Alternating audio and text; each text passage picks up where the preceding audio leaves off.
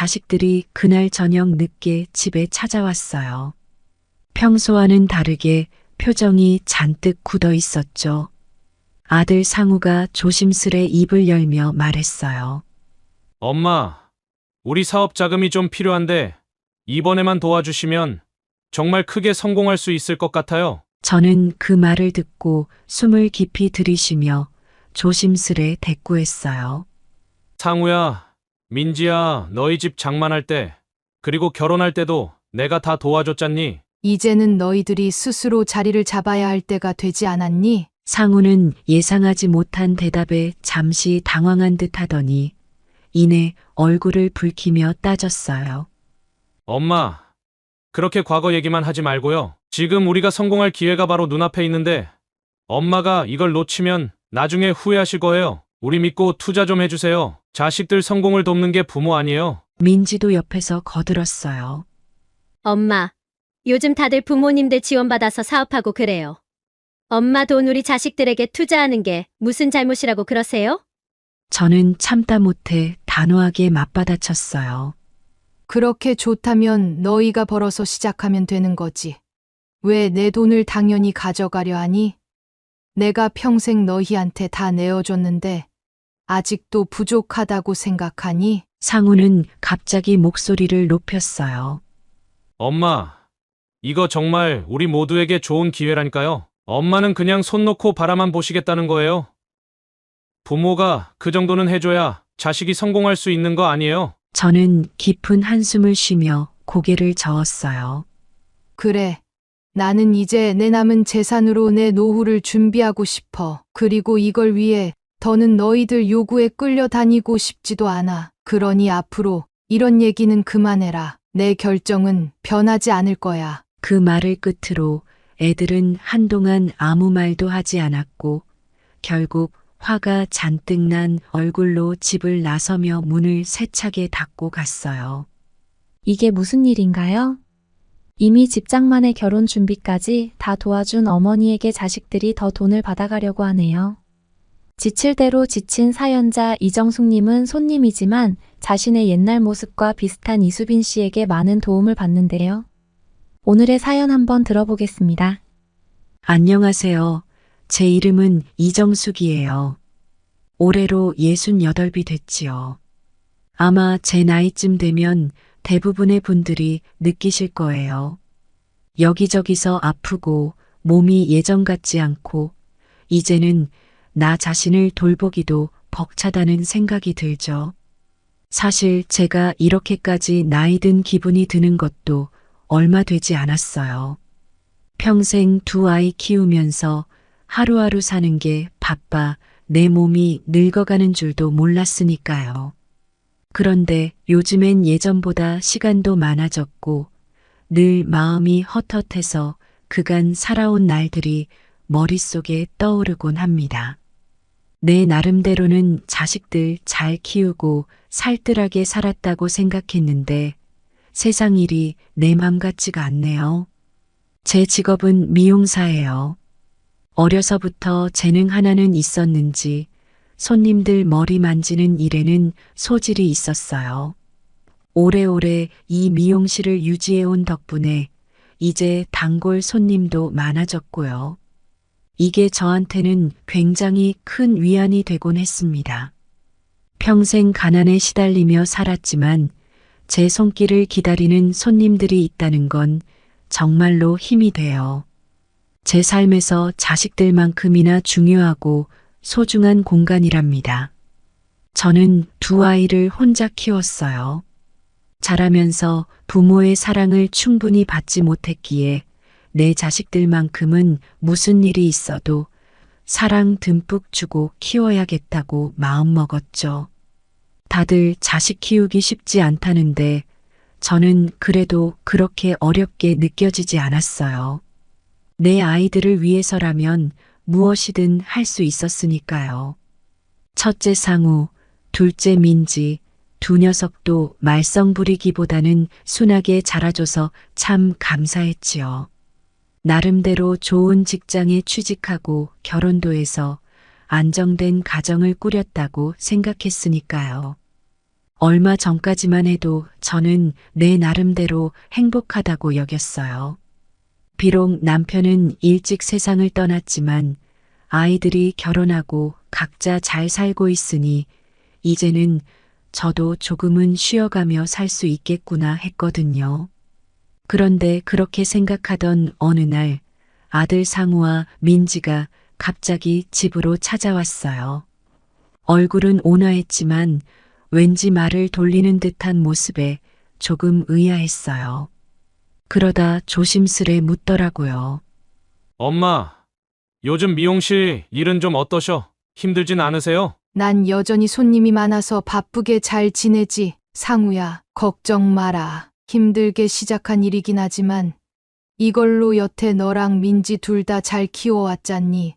그리고 여태 유지된 게 고맙지 뭐니. 너희가 잘 살고 있으니 큰 걱정은 없어. 그러니까 상우가 잠시 뜸을 들이며 곧장 본론으로 들어왔어요. 엄마, 그럼 모아둔 돈은 좀 있으신 거죠? 요즘 우리 재단 같은 걸 하나 설립해보면 어떨까 싶은데 뜻깊은 일도 하고 엄마께도 좀 더 나은 노후가 될 것 같아서요. 저랑 민지가 이번에 진짜 좋은 기회를 잡아서요. 그냥 아예 의미 있는 일로 재단을 만들어 보는 게 어떨까 생각해봤어요. 솔직히 좀 당황스러웠어요. 평소에 애들이 이런 말을 할 때는 꼭 뒤에 뭔가 요구가 따르기 마련이었으니까요. 그래도 참 좋은 말로 꺼내니 처음에는 저도 그럴듯하다고 생각했죠. 재단, 갑자기 그런 생각을 왜 했니? 그리고 내가 모아둔 돈이 얼마나 된다고 재단을 세워? 너희들 괜찮겠니? 엄마가 얼마나 많은 돈을 모아놨든 저희가 조금 더 보태서 좋은 취지로 시작하면 돼요. 사실 요즘 저희가 자주 소외된 분들을 돕는 일을 하고 있잖아요. 그런 일들이 진짜 뿌듯하더라고요. 엄마도 그런 분들 돕는 데 뜻이 있으시면 우리가 힘이 되어줄게요. 뭔가 말은 그럴싸했어요. 애들이 그래도 세상에 좋은 일 하겠다고 나선다니 나쁜 일은 아니겠다 싶어 속으로 흐뭇했죠. 그런데 얘기를 조금 더 듣다 보니 금액이 심상치 않더군요. 상우와 민지가 기대하고 있는 금액은 생각보다 컸고 제 전 재산을 다 써도 부족할 것 같다는 생각이 들었어요. 그제야 불안한 기분이 들었습니다. 상우야, 나도 좋은 일에 돈을 쓰는 건 좋지만 이게 쉬운 일은 아닐 텐데. 내 돈이 그렇게 많진 않잖아. 게다가 노후 자금으로도 부족할지 모르는 건데. 엄마, 지금 노후를 걱정하실 때가 아니에요. 사실 엄마 재산을 그냥 묵혀두는 것보다 우리랑 같이 이 좋은 일에 쓰시면 훨씬 의미 있을 것 같아서 그래요. 이번 기회에 한 번에 다 모아 재단으로 묶어놓고 그걸로 엄마의 노후까지 해결해드리면 딱 좋죠. 노후까지 해결해 주겠다? 나중엔 내가 재단 돈에 의지해서 살란 말인가 싶은데 어이가 없더군요. 이건 아니란 생각이 들었어요. 그 정도로 내 재산을 가져가면서 나를 위해 해주겠다는 말만 하다니요. 상우야, 엄마 재산에 내가 기대서 사는 건 별로 좋지 않은 것 같다. 그걸 다 재단으로 묶어버리면 난 어쩌라는 거야? 내 남은 인생에 얼마 안 되는 재산이 집이랑 일하면서 벌어둔 돈 몇 푼인데 그걸 무슨 돈놀이 하듯 가져가겠다고 하는 건 아니지 않니? 엄마, 그게 아니라니까요. 제가 다 설명해 드릴게요. 우리가 이렇게 하면 사실 엄마도 많이 편해지실 거고 요즘 재단 만들어서 기부금 받는 것도 쉽게 할 수 있거든요. 그냥 엄마 이름 빌리는 거니까 믿고 저희한테 맡겨보세요. 정말 철면피도 이런 철면피가 없더군요.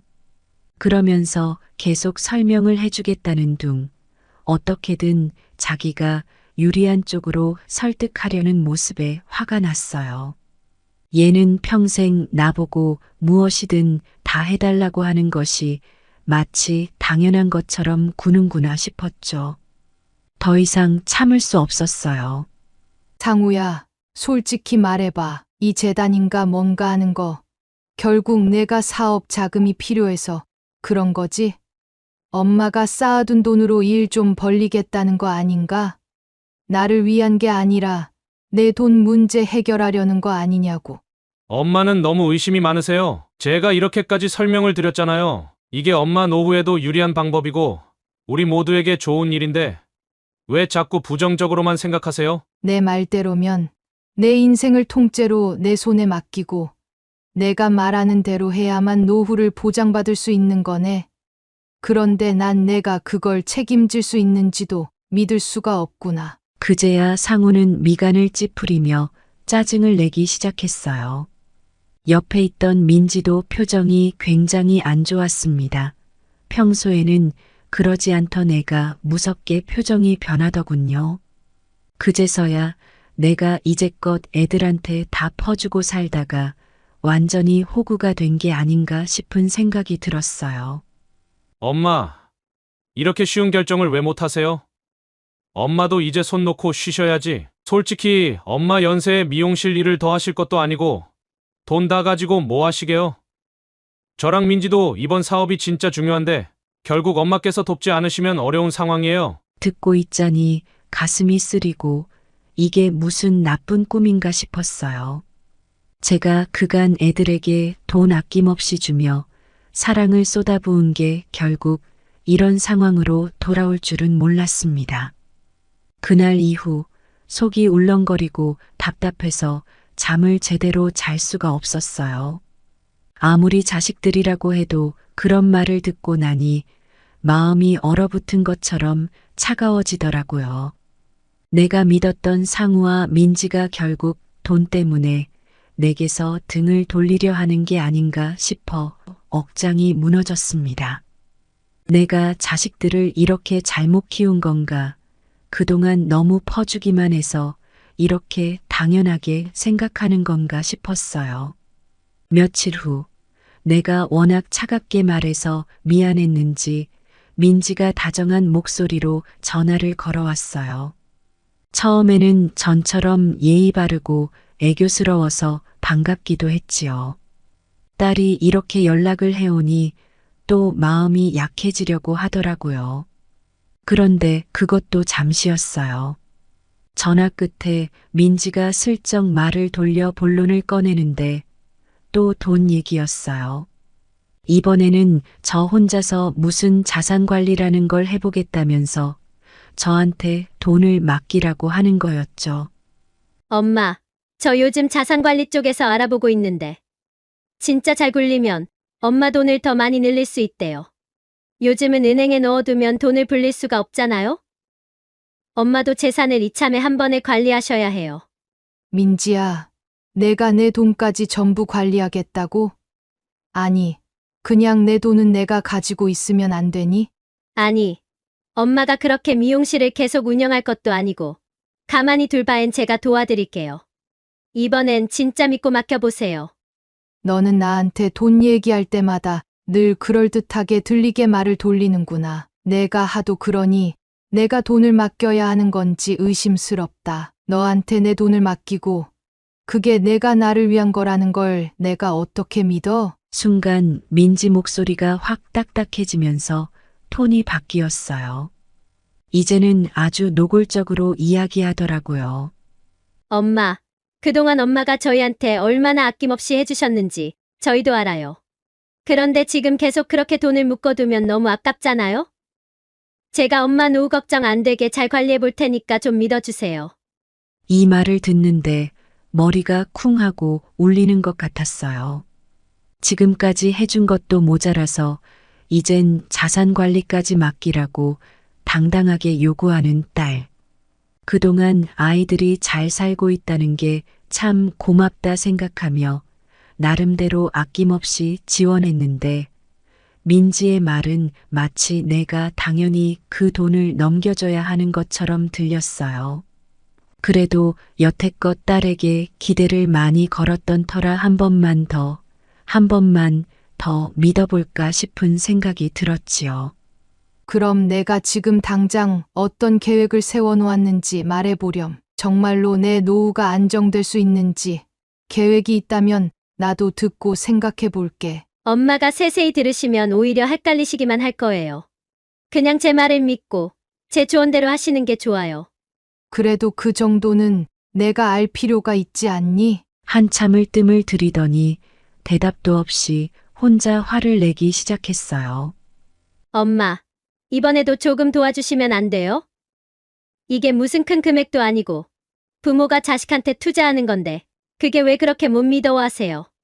나는 자식들한테 할 만큼 했다고 생각하는데 그게 왜 부족하다고 느끼는 걸까?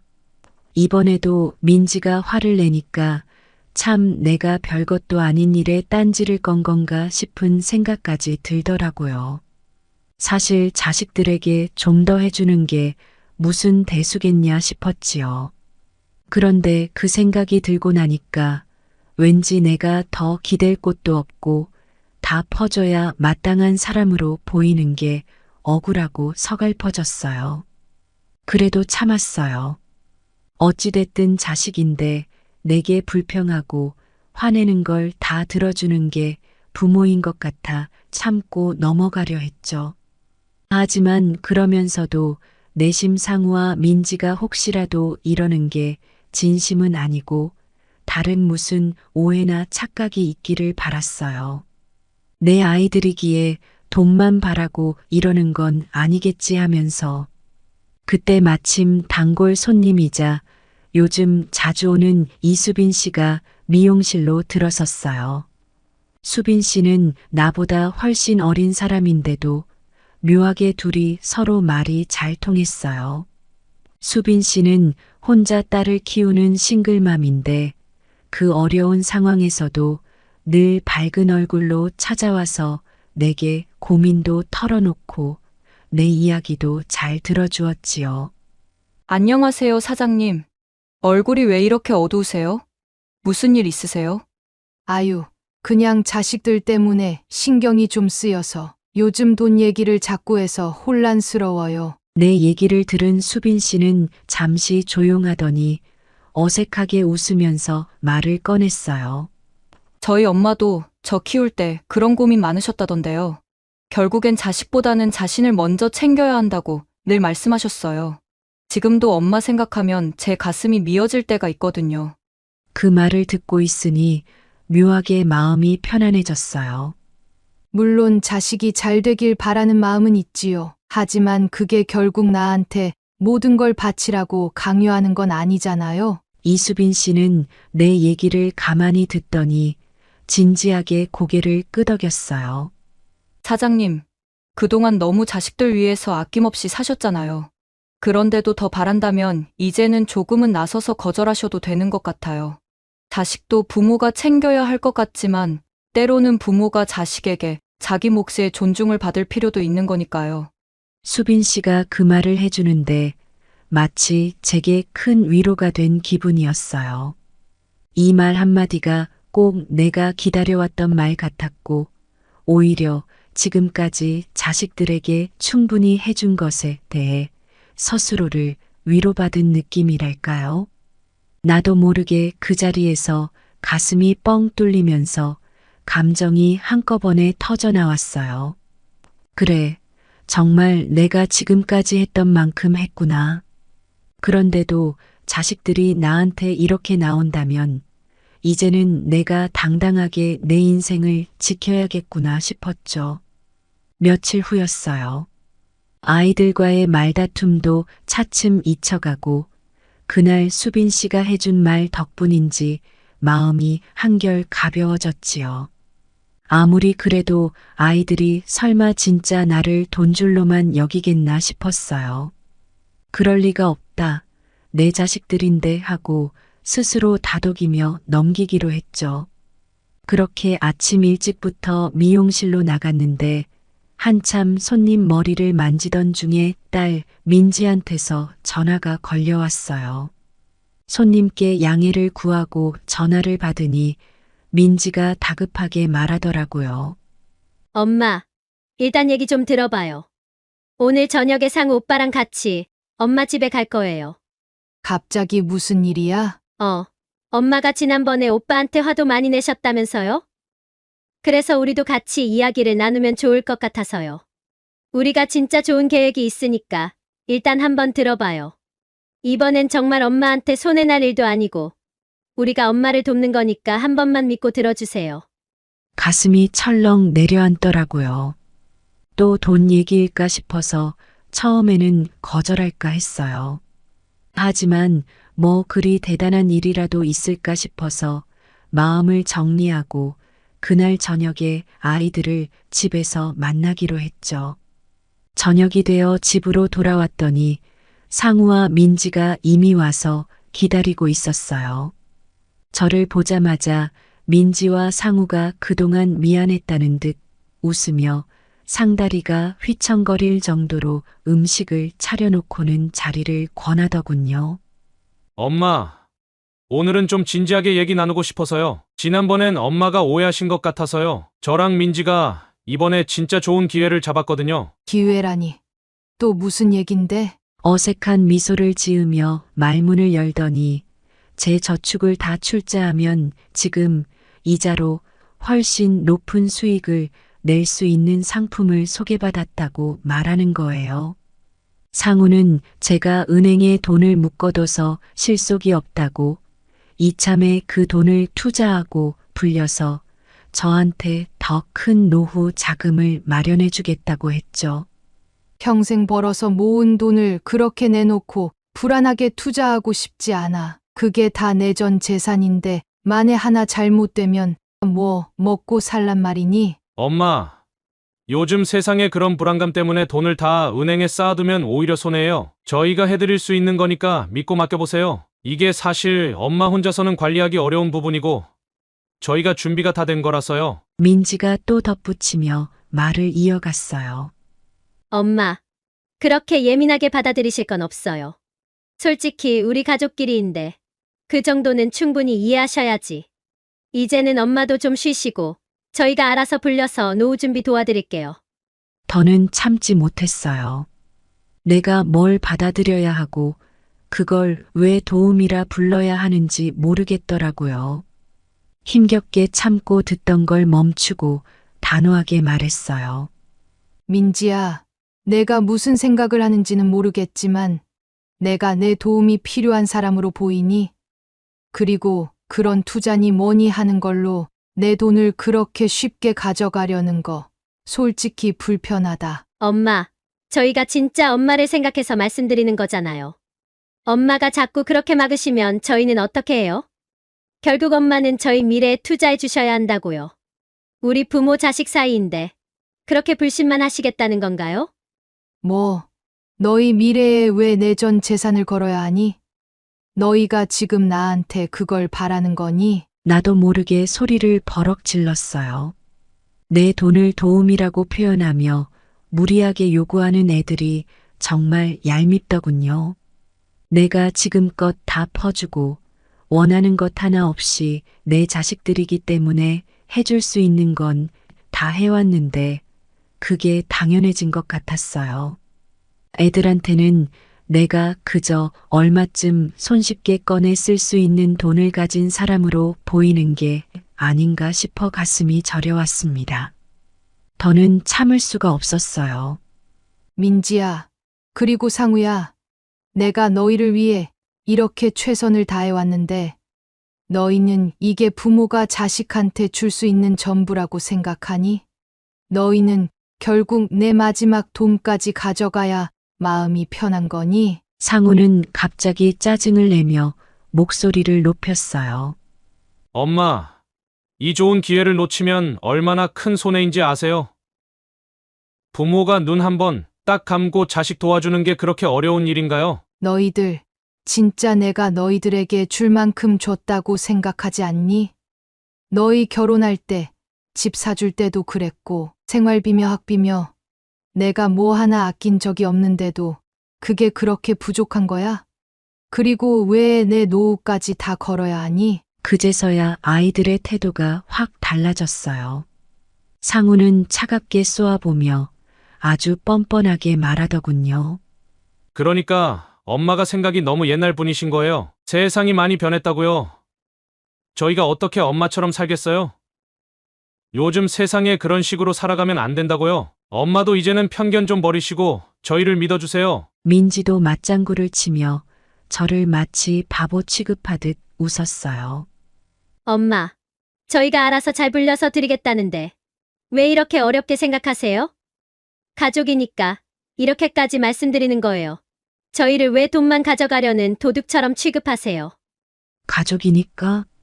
나는 애써 마음을 다독이며 이 집을 나가버리라는 말까지 꺼내고 싶은 마음을 참았어요.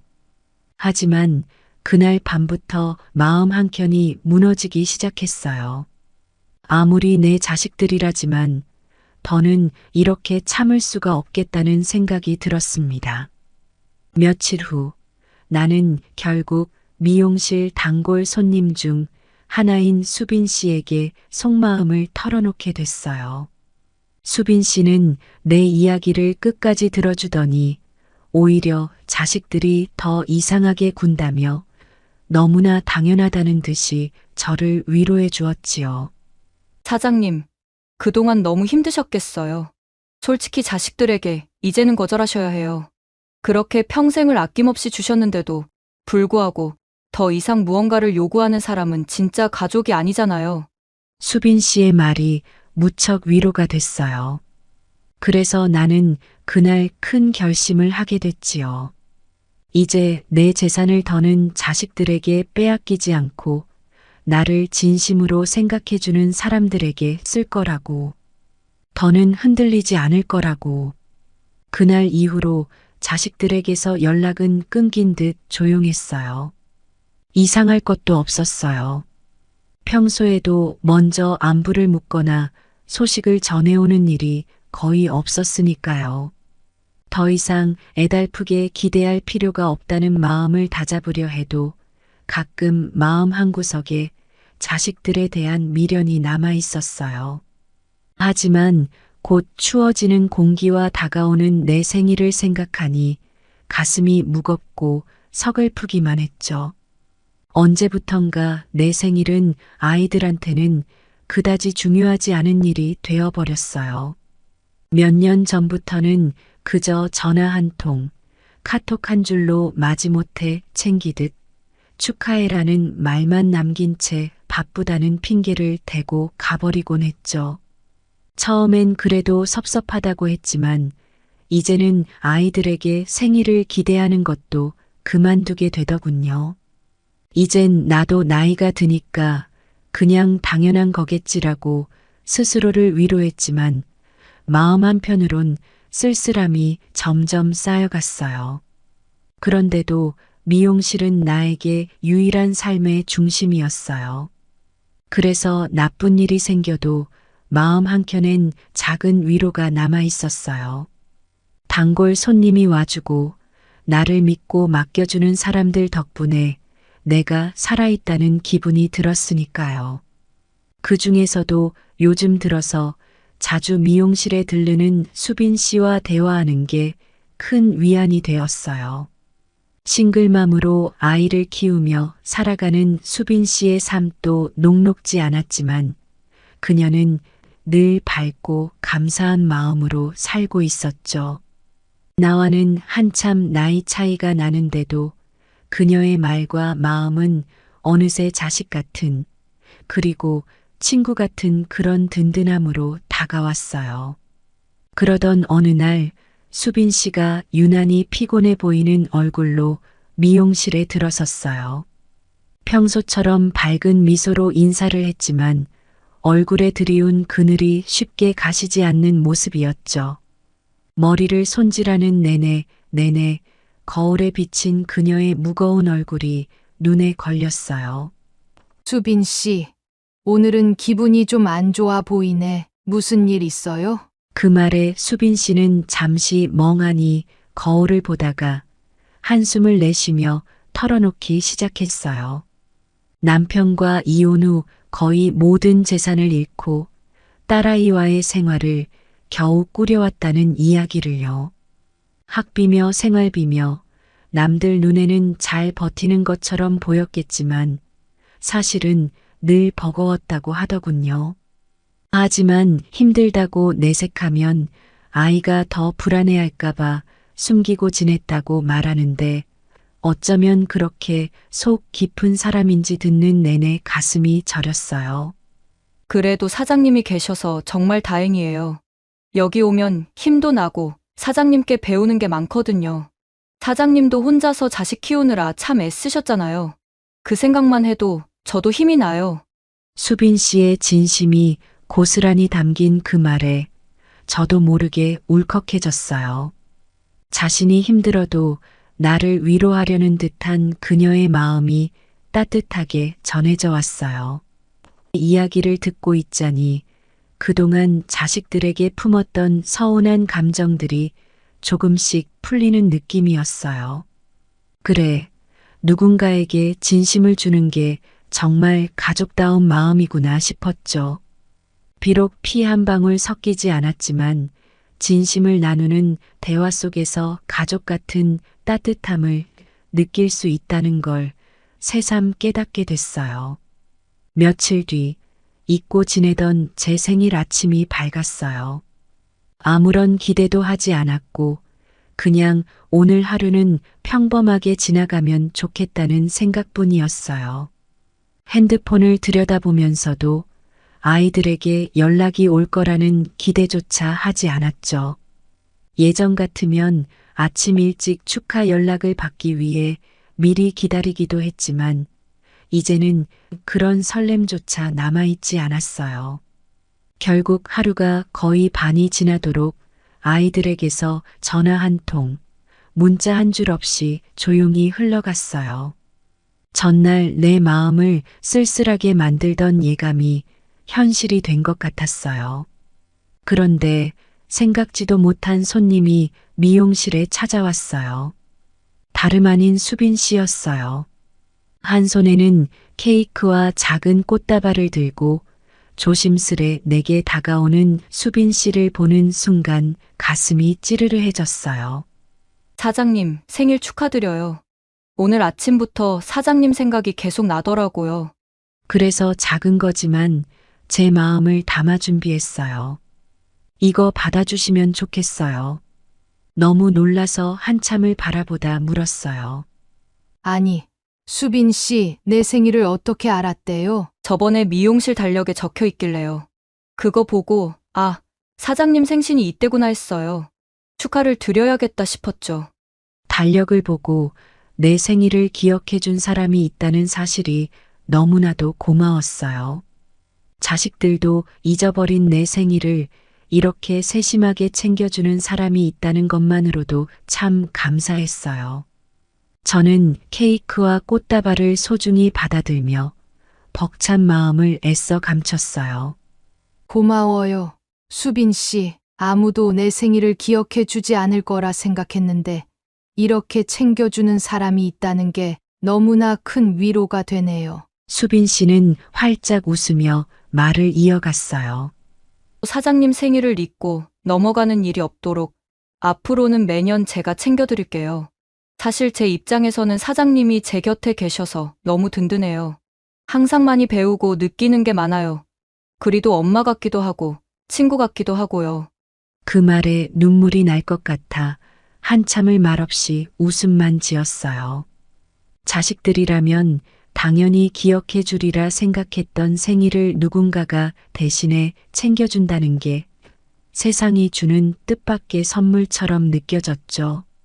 수빈 씨와 둘이 케이크를 나누며 함께 웃고 이야기를 나누는데 자식들에게도 받아본 적 없는 따뜻함이 마음을 가득 채우는 느낌이었어요.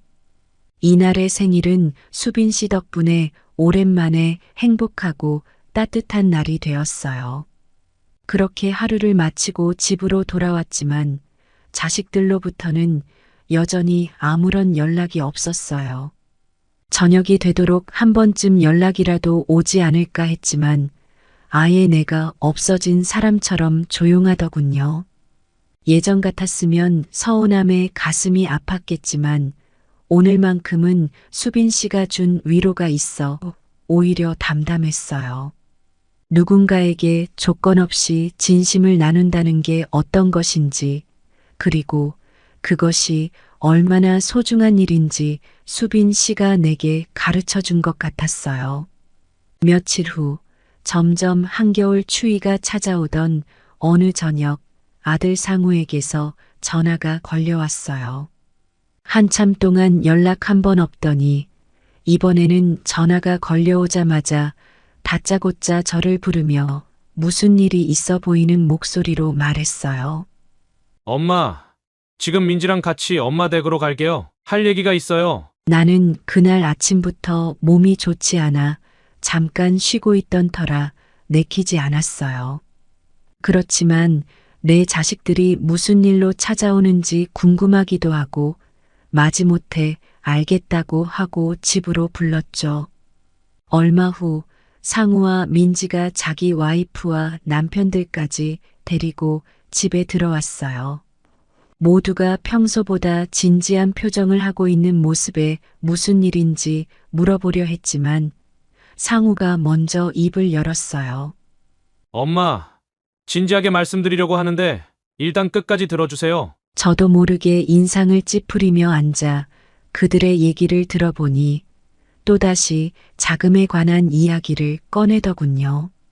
이번에는 내가 가진 집을 담보로 대출을 받아 그 돈을 사업 자금으로 쓰자는 거였어요. 물론 후에 갚아줄 거라고는 했지만 그 말 속에서 더 이상 믿음은 찾을 수 없었어요. 엄마, 이번만큼은 저희 말 좀 믿어주세요. 이게 엄마 노후에도 좋고 저희가 성공하면 그 이득이 엄마한테도 돌아올 테니까요. 집 담보를 대출로 좀 쓰는 게 어때서요? 요즘 부모님들 다 이렇게 자식들 도와주고 계시잖아요. 그러면서 민지가 곧바로 말을 덧붙이더군요. 엄마, 사실 저희도 많이 힘들어요. 오빠랑 둘이 상의한 끝에 이번 사업이 마지막 기회라고 생각해서 정말 최선을 다하려고요. 그런데 엄마가 이렇게까지 도와주지 않으시면 진짜 저희는 이겨낼 방법이 없어요. 마지막으로 한 번만 도와주시면 안 될까요? 애들의 요구는 나에게 남아있는 마지막 자산을 내놓으라는 것과 다름없었어요. 집을 담보로 대출을 받으면 나에게는 남은 노후 자금이 없어지는데도 불구하고 그걸 당연하게 여기고 있었죠. 화가 치밀어 올라서 냉정하게 말했어요.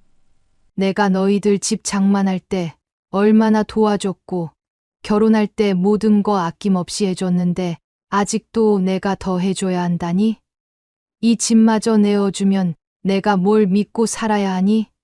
너희 진심으로 생각해서 하는 얘기야? 그제야 민지는 인상을 찌푸리며 차갑게 대꾸했어요. 엄마, 자꾸 그런 옛날 얘기하지 마세요. 지금은 옛날이랑 달라요. 저희 세대는 훨씬 더 살기 힘들단 말이에요. 엄마는 그냥 쉬시면서 저희한테 좀 맡기시면 안 돼요? 어차피 나중에 집도 저희가 물려받을 텐데.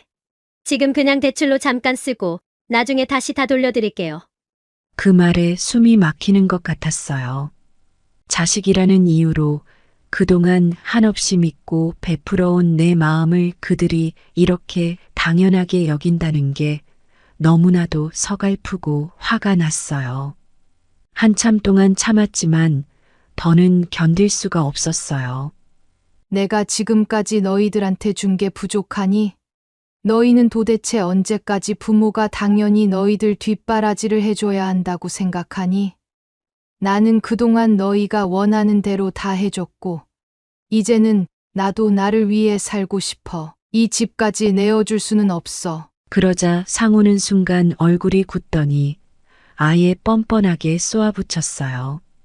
엄마, 그런 고리타분한 생각을 좀 버리셔야죠. 요즘 시대에 부모가 자식 도와주는 게 다들 당연한 일인데 솔직히 우리가 이런 부탁을 하는 것도 어렵게 용기 낸 건데 이렇게까지 차갑게 거절하시면 진짜 너무 하시는 거 아닙니까? 나도 참다 못해 큰 소리로 되받아쳤어요.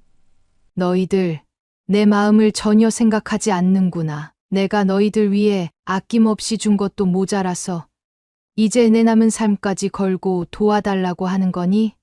난 너희들 때문에 평생 모은 재산을 한 푼 남김없이 다 써야만 좋은 엄마가 되는 거냐? 제 말에 민지와 상우는 당황한 얼굴로 서로를 쳐다보다가 끝내 목소리를 높이며 다시 요구하더군요.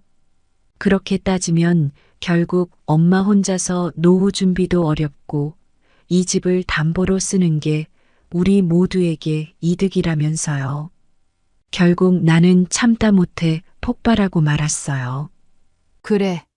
그럼 너희가 그렇게 원하는 대로 이 집까지 다 가져가 봐라. 하지만 그 다음엔 나를 찾지 말아라. 난 너희들에게 더는 줄 것도 없고 더 이상 나를 희생하고 싶지도 않아. 그러니 나를 두고 이제 각자 알아서 살아라. 그 말을 남기고 방으로 들어가 버렸어요.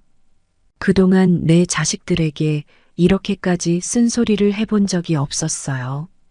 하지만 더는 참을 수 없었어요. 끝도 없이 요구하는 그들의 뻔뻔함에 가슴이 먹먹했죠. 방으로 들어와 문을 닫고 나서도 한동안 숨이 차고 눈물이 나서 쉽사리 마음을 진정할 수가 없었어요.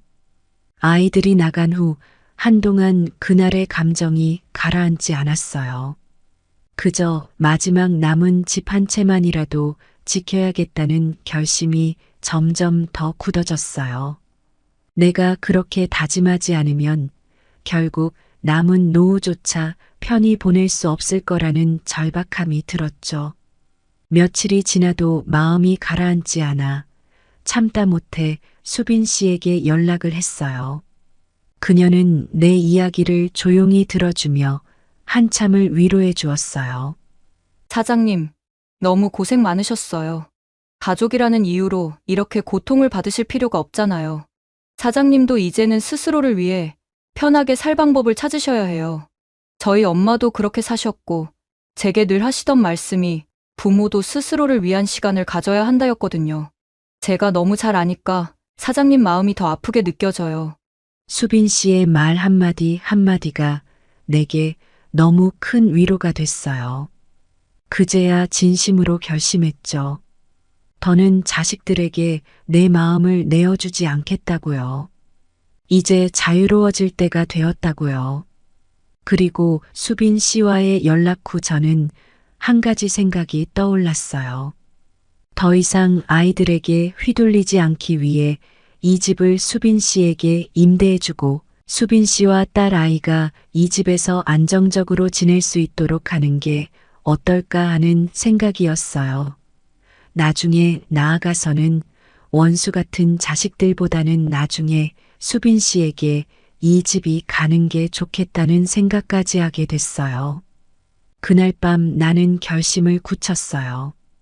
자식들에게 줄 수 있는 것은 이제 더 이상 남아있지 않다는 사실을 받아들이기로요. 대신 나를 진심으로 아끼고 위로해주는 사람과 함께 남은 시간을 살기로 했어요. 결심을 굳히고 나서부터 마음이 한결 편해졌어요. 그동안 자식들에게 내 모든 걸 주었고, 이제는 자식들에게서 독립할 차례라 생각하니 스스로를 조금씩 위로할 수 있었어요.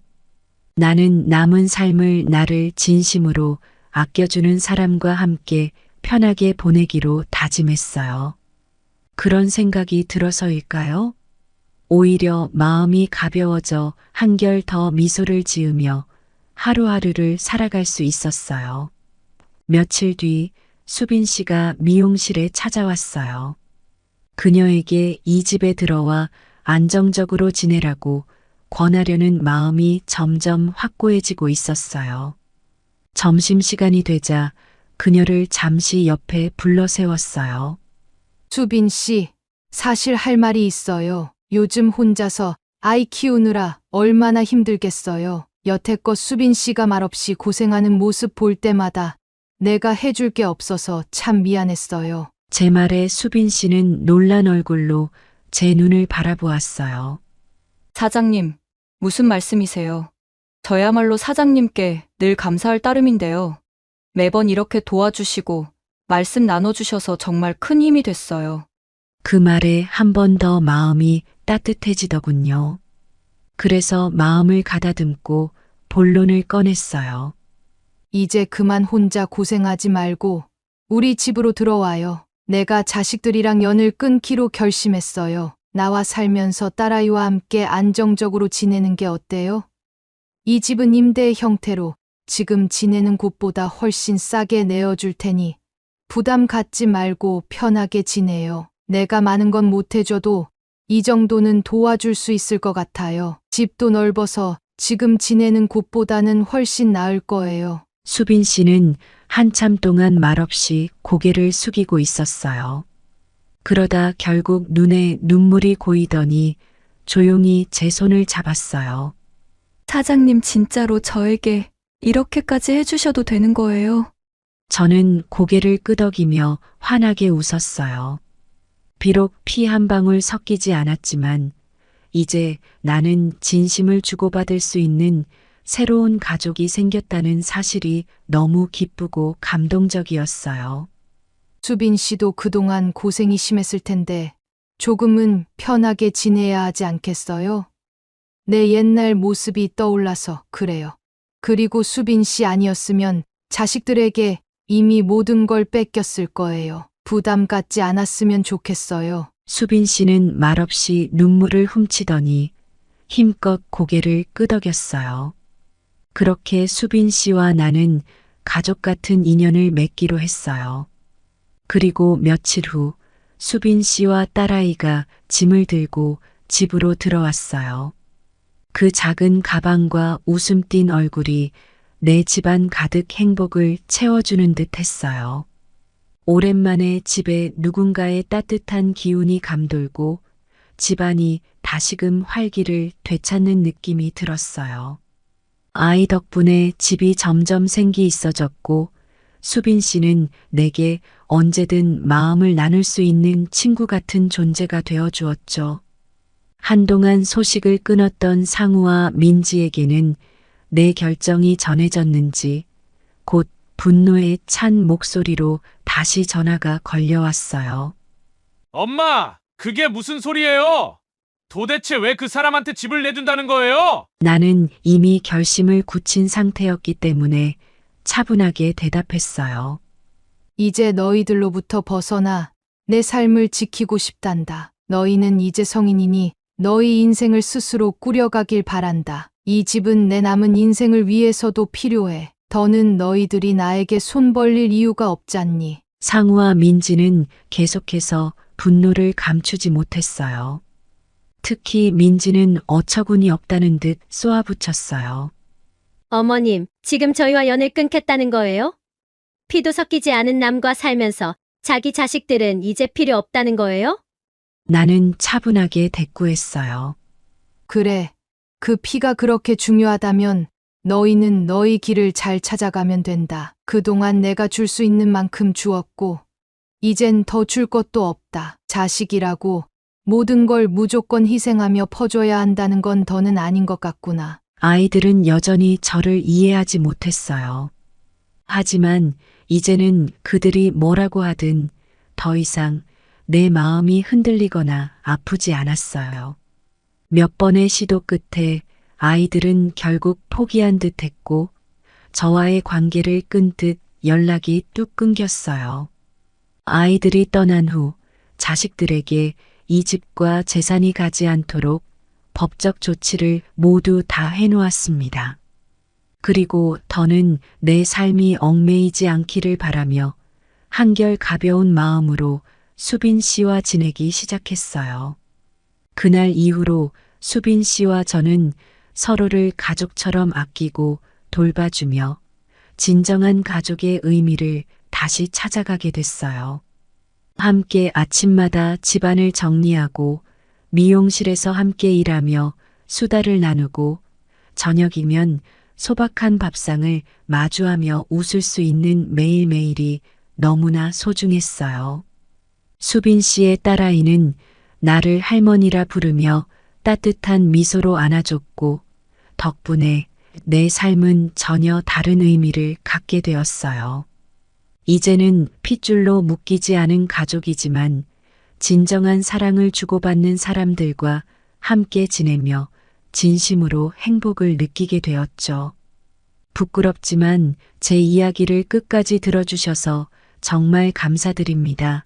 여러분들도 저처럼 자식 때문에 속 썩인 적 있으신 분이 계실지 궁금하네요. 댓글로 한번 써주세요. 다른 분들 얘기를 보며 마음의 위안을 얻고 싶네요. 감사합니다. 오늘의 사연 듣고 어떤 생각이 드셨나요? 여러분의 생각을 댓글로 편하게 소통해 주세요. 그리고 구독과 좋아요, 알림 설정해 주시고 앞으로 계속 함께 해주시면 감사하겠습니다. 항상 행복만 가득한 삶 되시길 바라겠습니다. 감사합니다. 어머니, 어차피 시골에 내려가서 쭉 지내신다면서요? 저희는 이 집을 우리 가족 집으로 생각하고 살았는데 갑자기 이렇게 찾아오시면 저희도 곤란하지 않겠어요? 나는 그 말을 듣고 어이가 없어서 웃음이 나왔습니다. 이 집이 대체 어떻게 해서 마련된 집인데 자식이라고 해서 이렇게 제 것처럼 여기다니. 얼마나 뻔뻔하고 당돌한지 도대체 어디서부터 손을 써야 할지 알 수 없더군요. 그래서 더는 참지 않고 말을 했죠. 어쨌든 내 이름으로 된 내 집이다. 내가 원해서 너희에게 살게 한 것이지. 이 집을 넘긴 적은 한 번도 없다. 앞으로도 그런 생각하지 마라. 내가 이 집에서 며칠 쉬어가는 것마저 못 참겠다면 차라리 내가 이 집을 떠나야 할지도 모른다. 성우와 수진의 얼굴이 벌개져서 서로를 쳐다보더군요. 내가 단호하게 말한 것을 보고 이제야 내가 이 집에서 잠시 머무는 걸 허락하게 된 듯 했지만 이들의 속마음은 뻔히 보였어요. 이 집을 어떻게든 자기들 것으로 만들고 싶은 마음 나중에 아프다니 진료 끝나고도 오래 머무르지 말라는 속셈이 분명해졌죠. 이게 무슨 일인가요? 몸이 아프신 사연자 이정희 님이 큰 병원 진료를 위해 아들에게 맡겨둔 도시에 있는 자기 명의의 집에 잠시 머물면서 갈등은 시작되었는데요. 아들과 며느리가 그 집을 이젠 본인들 집으로 생각하고 있는 것 같네요. 어떻게 된 일인지 오늘의 사연 들어보겠습니다. 안녕하세요. 제 이름은 이정희입니다. 72이에요. 저에겐 아들 성우와 제주도에서 결혼해서 잘 살고 있는 큰딸 세연이가 있습니다. 오랫동안 도시에 살다가 지금은 고향 시골에 정착해 살고 있지만 사실 젊었을 때는 남편과 함께 도시에 집 한 채를 마련하려고 고생을 참 많이 했죠. 남편과 나란히 고된 일터에서 열심히 일해번 돈으로 집을 마련했는데 이 집을 마련하는데 얼마나 고생했는지 모릅니다. 남편이 오래전 병환으로 떠나고 나서도 나는 이 집을 팔지 않고 그냥 두었어요. 팔기에는 남편과의 추억이 담긴 이 집이 너무 소중했거든요. 그래도 집을 비워두면 손이 많이 가고 관리도 잘 안 될까봐 아들 성우에게 본인이 살면서 관리해달라고 맡기기로 했습니다. 성우도 제가 시골로 내려갈 시기에 결혼을 하기도 해서 결혼 자금도 좀 해주고 이 집에도 괜찮으면 들어와서 살라고 한 거죠. 명의까지 넘겨준 게 아니라 제 명의로 남겨두면서 너희가 사는 동안 관리도 하고 신경도 써라 하고 넘겨준 거였어요. 세를 주자니 이것저것 귀찮은 일도 많고 신경 쓸 일은 만들고 싶지 않았으니까요. 그렇게 저는 시골에 내려가 작은 텃밭 정도 가꾸면서 동네 사람들과도 점점 정붙이면서 살고 성운에는 손주 2명 키우며 그 집에서 자리 잡고 살게 된 거죠. 말하자면 서로의 생활을 존중하며 지내고 있었는데 제 건강이 점점 나빠지면서 일이 꼬이기 시작했어요. 무릎도 시큰거리고 혈압도 불안정해져서 동네 병원에 가니까 큰 병원에서 정밀 진료를 받아보라는 권유를 받았거든요. 그래서 오랜만에 성우에게 연락을 했어요. 제가 도시에 가서 병원도 다니며 며칠 신세를 지고 싶다고 말이죠. 워낙 오랜만에 올라가는 거라 처음엔 좀 망설였지만 내 몸이 아프니 별 수 있나요? 진료를 받아야 하니 올라가기로 했어요. 그런데 아들에게 그 얘기를 꺼내는 순간부터 뭔가 심상치 않은 느낌이 들었어요. 전화를 받던 성우가 한참 동안 말을 하지 않더니 망설이는 듯한 어투로 말하더라고요. 어머니. 그런데 병원은 어디로 예약하셨어요? 저희 집에서 가깝나요? 큰 병원들은 예약이 어려워서 검사 날짜 잡는 데만 시간이 많이 걸릴 수도 있을 텐데 치료는 얼마나 받고 내려가세요? 서둘러서 예약해놓고 빨리 치료받으셔야죠. 그 말을 듣는 순간 너무 황당했어요. 내가 왜 그렇게 서둘러 가야 한다는 건지, 도대체 무슨 생각으로 이런 말을 하는 건지 알 수가 없었죠. 내가 오랜만에 올라가려 하니 무슨 사연이 있나 싶기도 했지만 속상한 마음에 괜히 날카롭게 대답하게 되더라고요. 나도 마냥 머무를 거 아니고 그냥 진료받을 때까지만 있을 거다. 가뜩이나 혼자 하기 어려운 상황이니까 신세 좀 지겠다고 하는 건데 내가 불편한 손님이라도 된 거니? 그러자 성우가 서둘러 변명하듯 말했어요. 아니에요, 어머니. 그런 뜻은 아니에요. 다만 저희도 갑작스러운 거라 준비가 좀 필요할 뿐이에요. 그렇게 말은 하지만 뭔가 좀 찜찜했어요. 마치 내가 가는 게 불편하다는 속마음이 고스란히 드러나는 듯 했거든요. 그래도 어쩌겠나요? 병원에서 당장 진료받으라 하니 올라갈 수밖에요. 도착해 보니 아들 성우도 며느리 수진이도 나를 마주하는 모습이 어색해 보였어요. 이 집이 원래 내가 힘들게 마련한 내 집인데도 오랜만에 올라가니 마치 남의 집에 방문한 것처럼 차갑게 느껴지더군요. 어머니, 요즘 시골에서 지내시는 게 좋다고 하셨잖아요. 갑자기 이렇게 오시네요. 몸이 많이 안 좋으세요? 며느리 수진이가 그 말부터 던지는 거예요. 오랜만에 만났는데 무슨 반가움 한마디도 없이 불편한 기색부터 표현하다니. 순간 가슴이 턱 막히면서 이 집에 들어오기도 전에 되돌아가고 싶은 마음이 들더군요. 나도 오고 싶어서 온 게 아니야. 검사를 받아야 한다니 며칠만 머물겠다고 한 거야. 그래도 참고 말했는데 수진이 대꾸하는 게 영 아니었어요. 아, 네, 그럼요. 오래 계시지 않으실 거잖아요? 일찍 말씀해 주셨으면 저희도 좋았을 텐데 갑작스럽긴 하네요. 수진의 얼굴에는 온갖 불만이 가득 차 있는 듯 보였고 성우는 그저 그 눈치를 보고만 있더군요. 가뜩이나 몸이 안 좋아서 올라온 것인데 이런 대접을 받다니 어이가 없었죠. 그러나 나도 참고 짐을 풀고 병원 진료를 준비했어요. 아프다 보니 무슨 말이라도 좀 듣고 편히 쉬고 싶었거든요. 하지만 도착한 첫날부터 아무래도 기분이 좋지 않았습니다. 그날 저녁 성우와 수진이 대화를 나누는 걸 우연히 듣게 되었어요. 내가 방에 들어간 줄 알고 마음 놓고 하는 얘기였겠지요. 여보, 어머니 언제쯤 나가실까? 갑자기 오신 것도 불편하고 이 집도 명의만 어머니 거지. 솔직히 우리 집이나 마찬가지잖아. 눈치가 없으신 건지. 그러게 나도 어머니 눈치 보기가 힘드네. 이렇게 아슬아슬하게 사는 것도 이제 그만했으면 좋겠어. 명의만 가져오면 마음 내키는 대로 해버릴 텐데 치료만 받고 가신다고 하셨으니까 조금만 더 기다려보자. 그 말을 듣는데 온몸이 얼어붙는 기분이었어요. 내가 잠시 머무는 것조차 싫은 티를 내더니 이 집을 완전히 자기들 소유처럼 여기고 있더군요. 그래서 일부러 화장실 가는 척하면서 밖으로 나가봤습니다. 내가 있다는 걸 알려서 말을 못하게 하고 싶었거든요.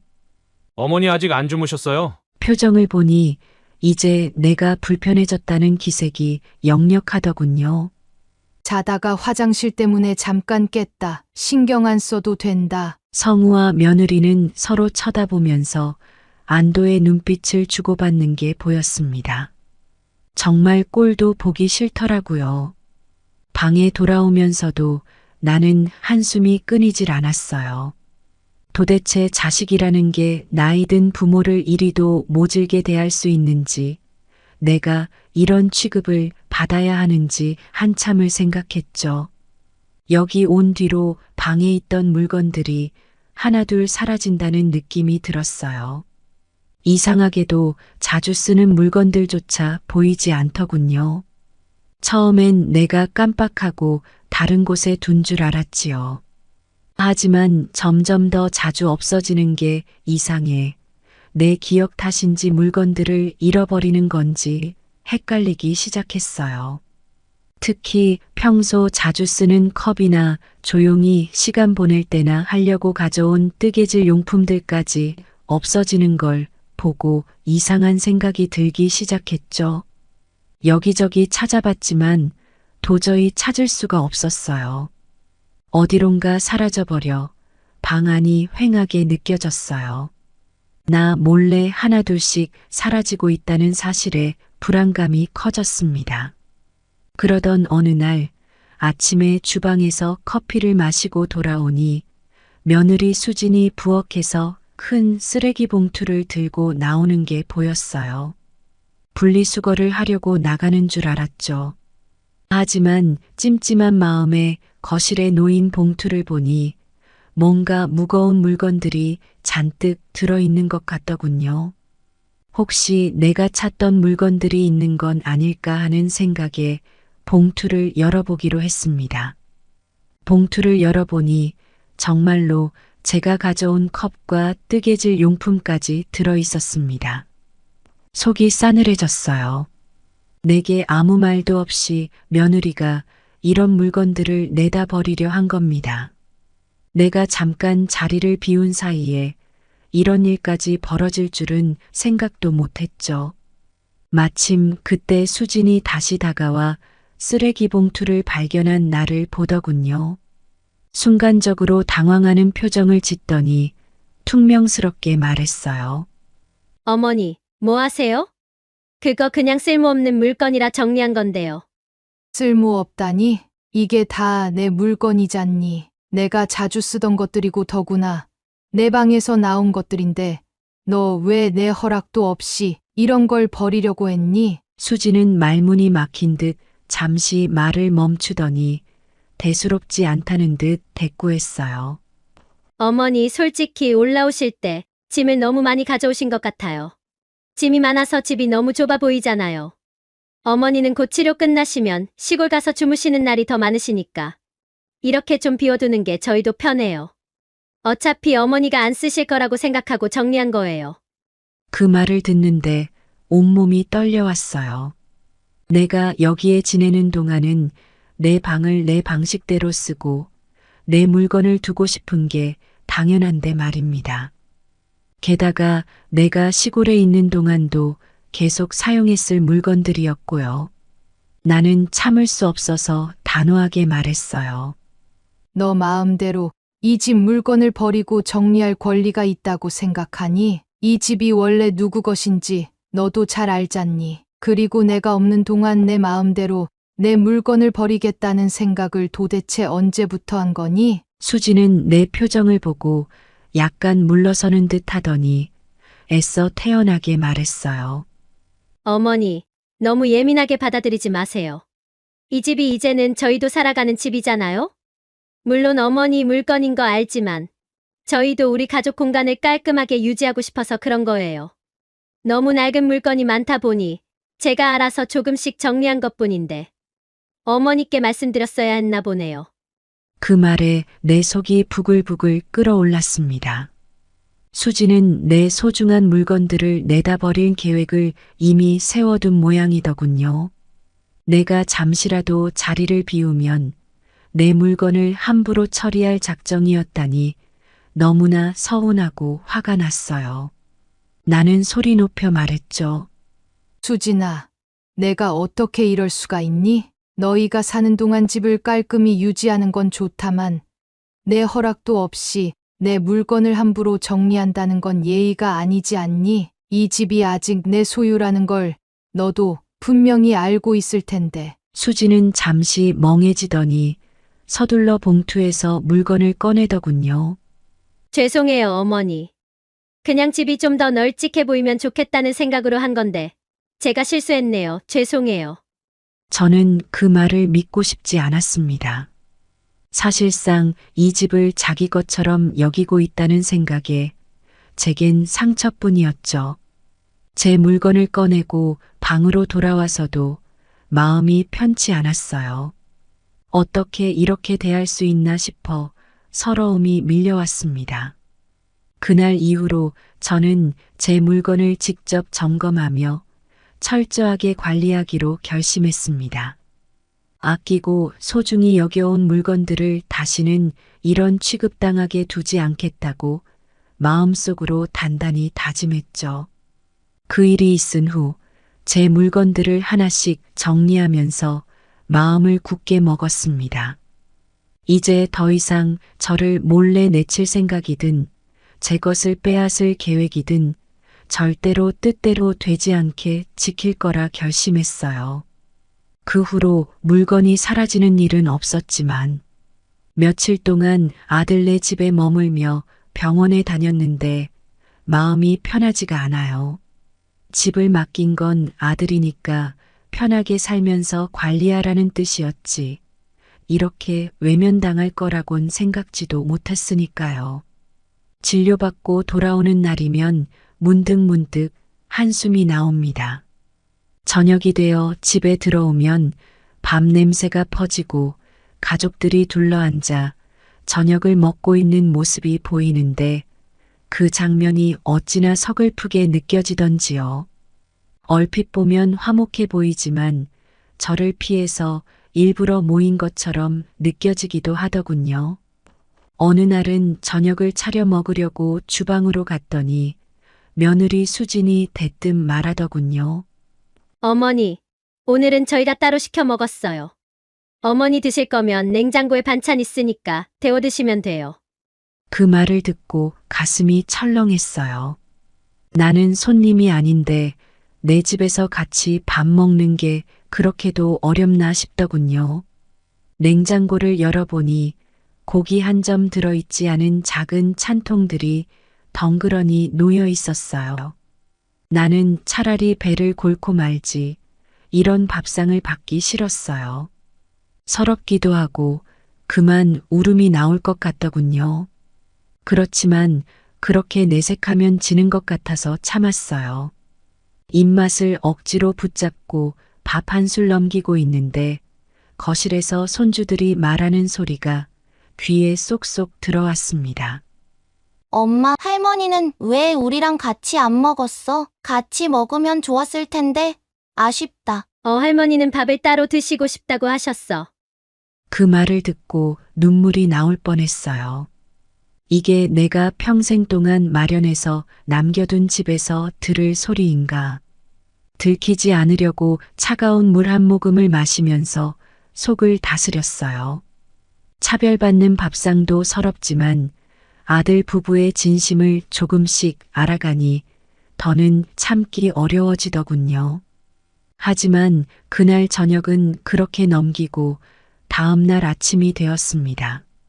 간단히 병원에 다녀오려고 방을 나섰는데 마침 거실에 앉아있던 성우와 수진이 나를 힐끗 보더군요.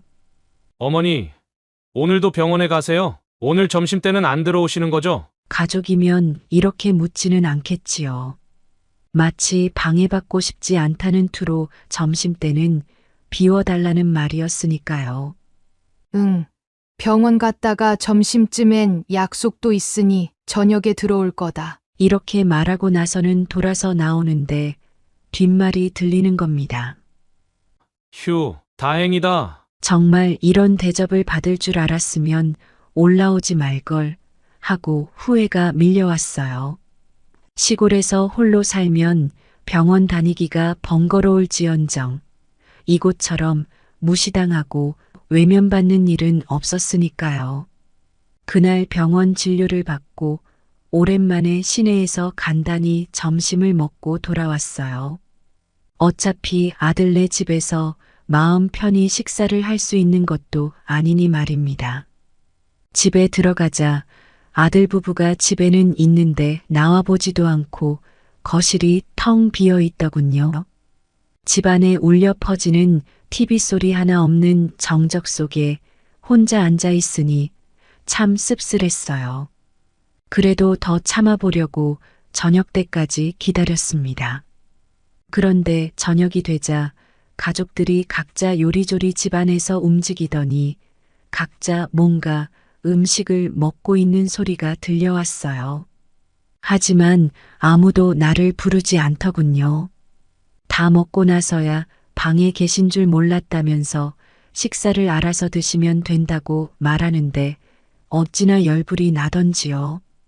그렇게 며칠이 지나고 손주들이 학교에서 돌아온 저녁 시간이었어요. 손주들이 분주하게 놀다 갑자기 내 방으로 들어와 물었습니다. 할머니, 오늘 뭐 해 드셨어요? 맛있는 거 드셨어요? 나도 모르게 쓴웃음이 나오더군요. 맛있는 거라니 그동안 먹은 것이야. 냉장고에서 나온 남은 반찬들이고 나 혼자 끼니를 해결하는 게 이 집에서 일상이었는데 말이에요. 그런데 손주들이 왠지 내게 묘한 말을 꺼내더군요. 엄마가 그랬는데 어른들 밥까지 하려니까 요새 좀 피곤하다고 그랬어요. 그 말에 순간적으로 손주들이 느꼈을지 모를 거북한 기분까지 상상하게 됐어요. 부모가 한 말들이 아이들 마음속까지 전해졌을까봐 마음이 아프더군요. 그래도 아이들 앞이라 차마 힘든 내색을 하지 않았습니다. 할머니는 뭐든 다 맛있어. 너희가 오늘 뭐 먹고 싶은지 알려주면 할머니가 만들어줄게. 손주들은 아빠 엄마가 좋아하는 요리를 떠올리며 말하더군요. 어찌나 귀엽던지 나는 한참 동안 애써 미소를 지으며 아이들의 이야기를 들었어요. 그러나 그 뒤로는 더 이상 참을 수가 없었습니다. 아들 내외의 진심을 알고 보니 내가 이 집에서 아예 무시받는 존재가 된 거나 마찬가지였으니까요. 그날 밤 아들 성우가 퇴근하고 온 저녁에 나는 마음을 단단히 먹고 대화를 시작했어요. 성우야, 나 한마디 하자. 너희가 나를 이 집에 잠시 머무르게 하는 것도 불편한 모양인데 솔직히 말해줘라. 내가 이렇게 있어도 괜찮은 거니? 성우가 한참을 대답을 안 하더니 마지못해 입을 열었어요. 어머니, 아니, 그건 사실 수진이가 많이 힘들어하긴 해요. 저희도 이 집에서 오래 살다 보니 솔직히 어머니 오시면 저희가 신경 쓸 게 많아서요. 그리고 요즘 다들 자기 공간을 중시하는 시대잖아요. 그 말을 듣고 차마 더는 참을 수가 없었어요. 그래서 단호하게 말했어요.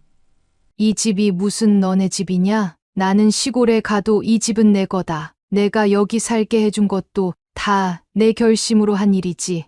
너희가 이 집을 가질 생각은 버리는 게 좋을 거다. 앞으로 내 집에 와서 며칠 지내는 것조차 불편하다는 식의 소리를 할 거면 차라리 내게 정식으로 얘기해라. 그 말을 하고 나니 성우의 얼굴이 굳어졌어요.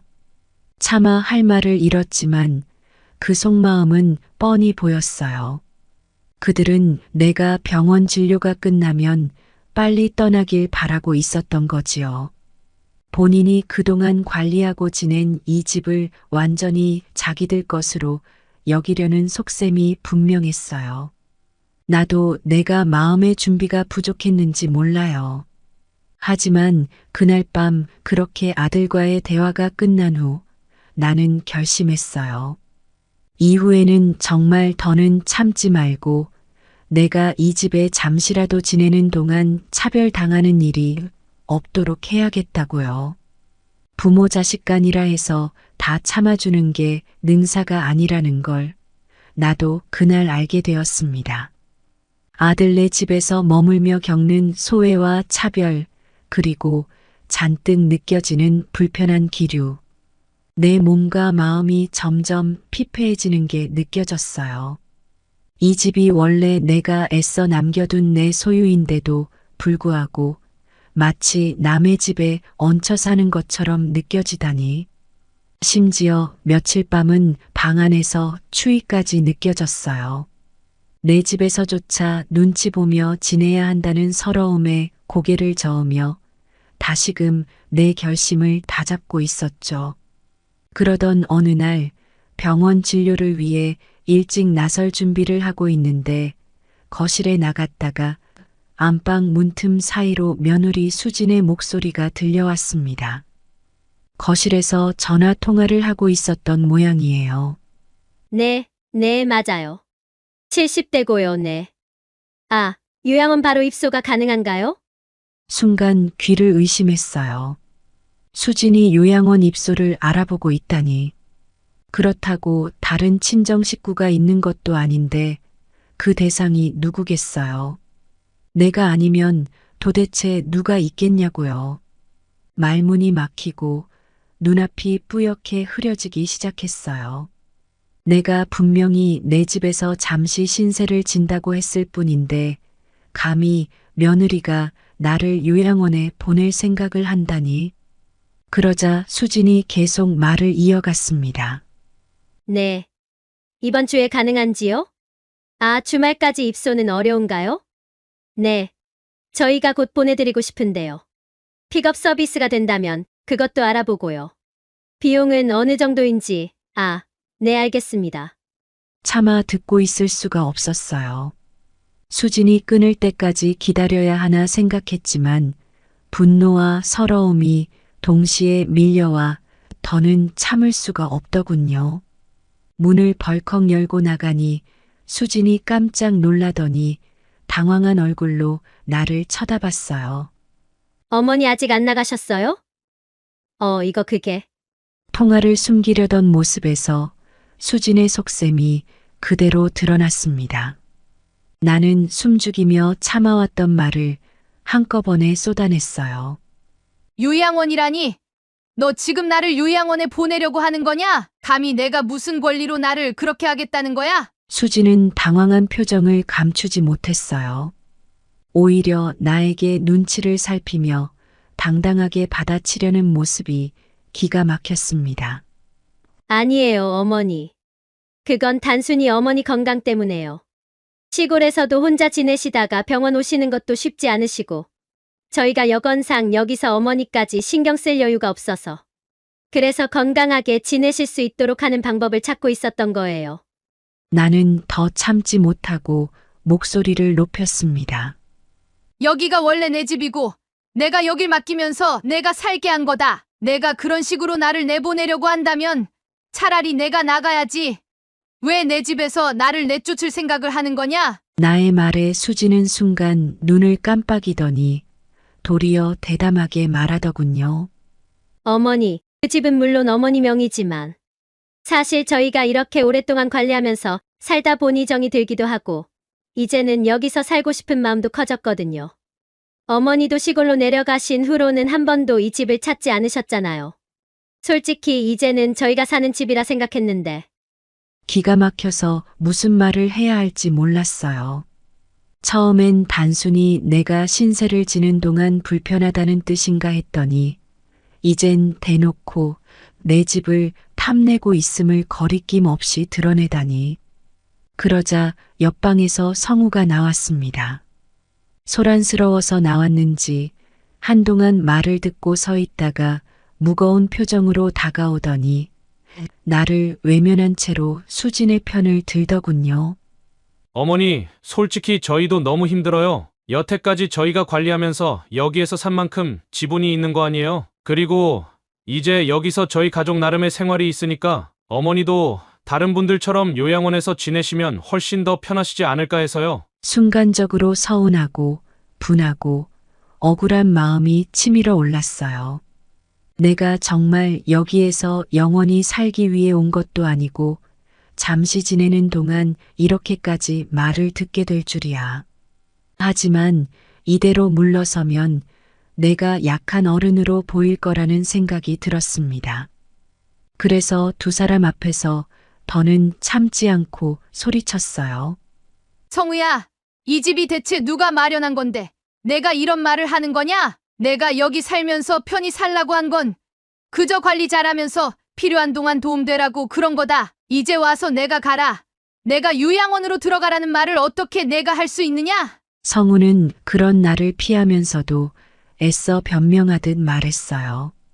어머니, 그렇다고 우리가 무슨 잘못을 했다는 건 아니잖아요. 어머니도 여기 계시면서 저희가 얼마나 눈치가 보이는지 아세요? 우리도 아이들 키우고 사는 건데 어머니가 갑자기 들어오셔서 불편하다고 느낄 수 있지 않나요? 저는 성우 얼굴을 똑바로 보며 한마디를 던졌습니다.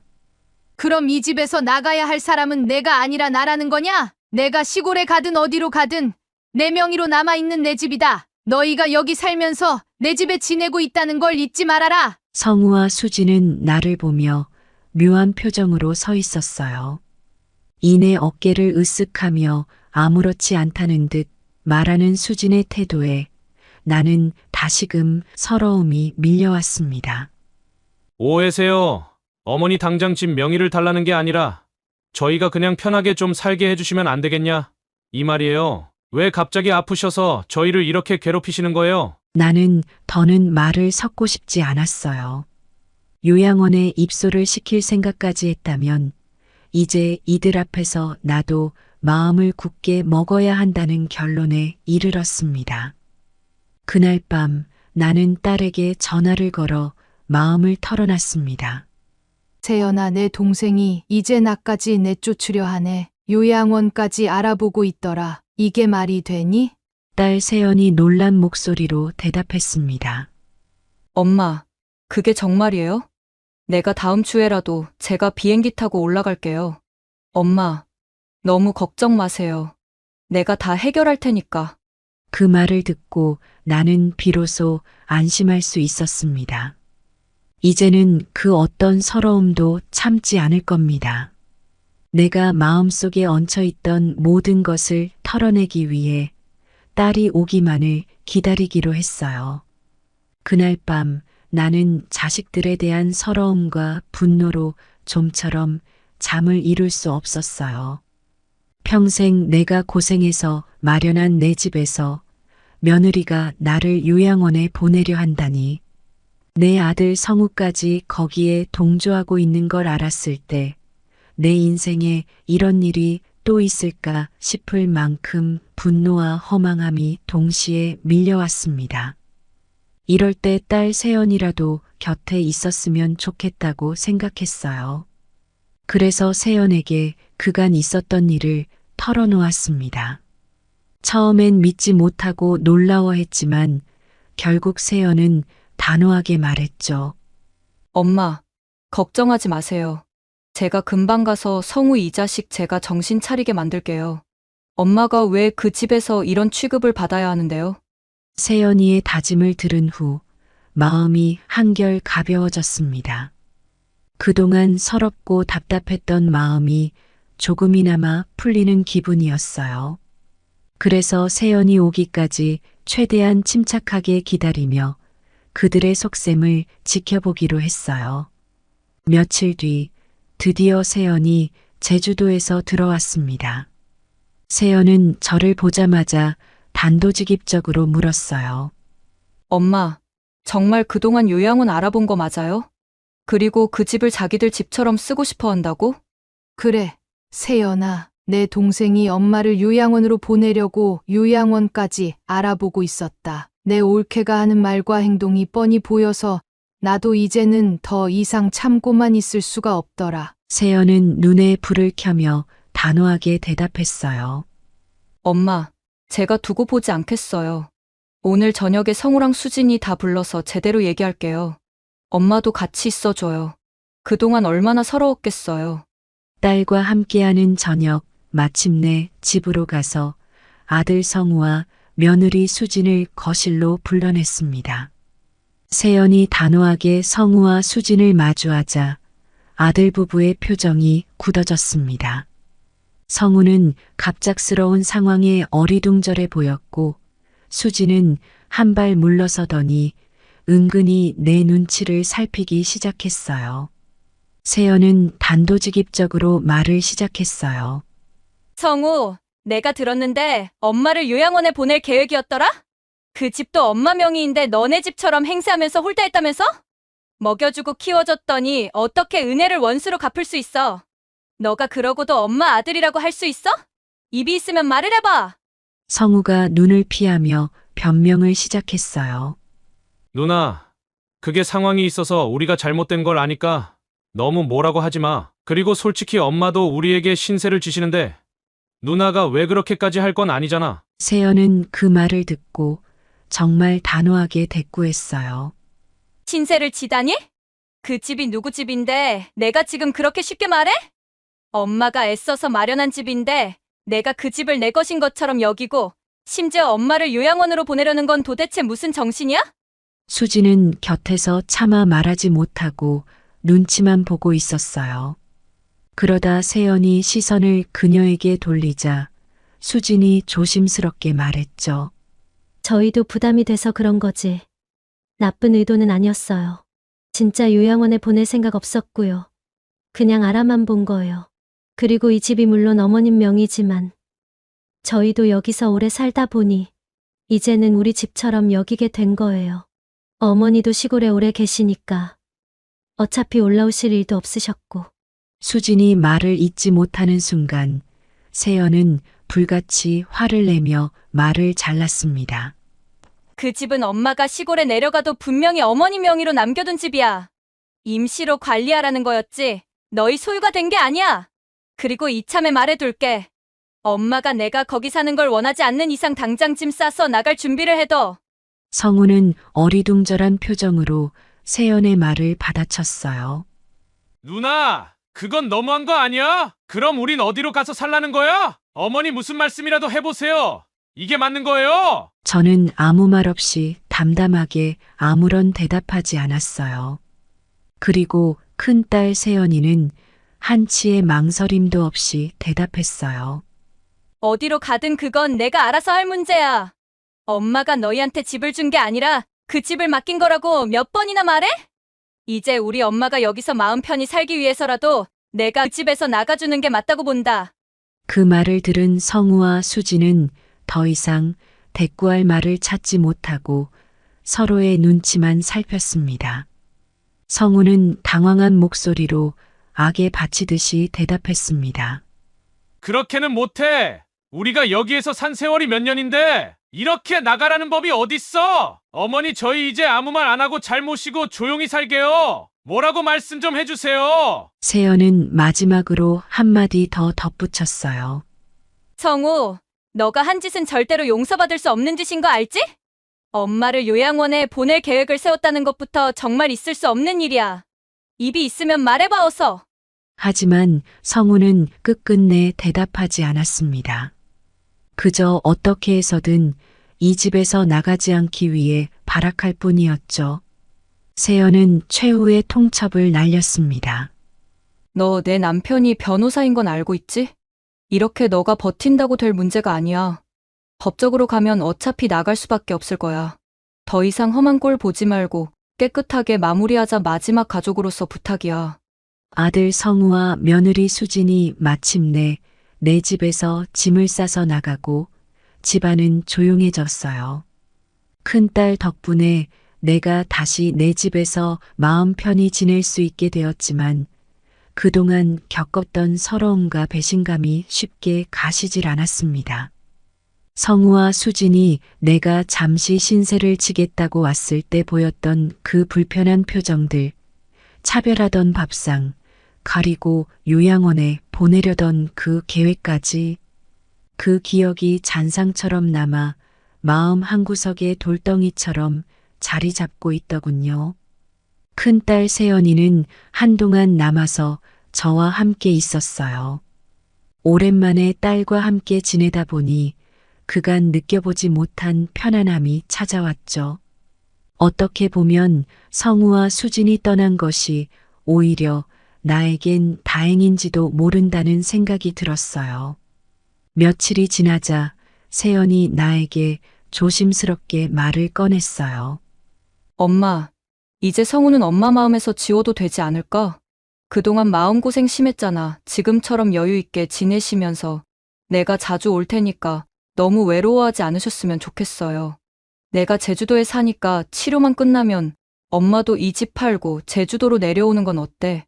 세연의 말은 따뜻했지만 마음이 아렸어요. 그래도 성우도 자식인데 마음에서 지워버릴 수 있을까 싶으면서도 딸의 말을 곰곰이 생각하게 되더군요. 성우와 수진이 내게 남겨준 상처와 배신감이 큰 만큼 나 역시 앞으로는 스스로의 삶을 지켜내는 것이 중요하다는 생각이 들었거든요. 며칠 후 세연은 제주도로 돌아가게 되면서 내게 마지막으로 꼭 당부하더군요. 엄마, 이제 정말 다 잊어버리세요. 다른 사람 도움 없이 스스로 잘 지낼 수 있잖아요? 엄마가 행복하게 지내는 걸 가장 보고 싶어요. 세연이 돌아가고 나니 그제야 집안이 고요해졌고 그 고요함 속에서 비로소 평온함이 느껴지기 시작했어요. 지금까지 자식들에 대한 의무와 미련에 얽매여 있었지만 이제는 달랐습니다. 내가 애써 마련한 이 집에서 내 뜻대로 편안하게 살아가리라 마음먹었어요. 성우한테서는 한 번씩 잘못했다고 연락이 오긴 하지만 아직 제 마음의 문이 열리지 않았습니다. 언젠간 용서할 날이 올 수 있을까요? 지금은 이 집을 팔고 원래 살던 고향 시골로 내려가야 하나 세연이 말 따라 제주도로 내려가서 큰 딸과 가깝게 지내야 하나 고민 중에 있습니다. 어떻게 결정하는 게 좋을지 알려주시면 감사하겠어요. 부끄럽지만 제 인생사를 들어주셔서 감사합니다. 모두 복 받으실 거예요. 오늘의 사연 듣고 어떤 생각이 드셨나요? 여러분의 생각을 댓글로 편하게 소통해 주세요. 그리고 구독과 좋아요, 알림 설정해 주시고 앞으로 계속 함께 해주시면 감사하겠습니다. 항상 행복만 가득한 삶 되시길 바라겠습니다. 감사합니다.